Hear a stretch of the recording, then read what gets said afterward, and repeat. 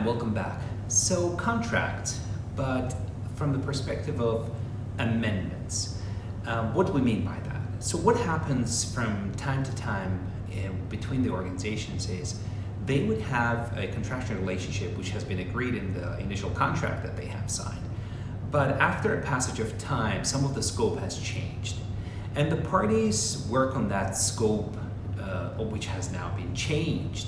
But no one remembers to formally change the contract itself, to amend the contract itself. And that is quite tricky and that is quite dangerous because your initial scope which has been agreed in the agreement and what you have now amended is basically a change. And this change has to be reflected through a formal amendment to the contract, which usually is not a complicated document. It just reflects the fact that you have signed initially a contract, now you're amending it, and what the amended provisions are, especially if, and in most cases, you will have a new remuneration model in the amendment, and that has to be also reflected. So that if you ever have disputes between the parties, you may go to the court of law, or if this is an arbitration case between the companies, and you may prove that actually the contract was amended through a formal document. Now, some jurisdictions allow amendments through conduct. That is where the parties actually work on in certain manner, and that also shows that there has been an amendment.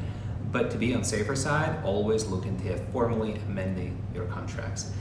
Well, hope this will be useful, and thanks for watching.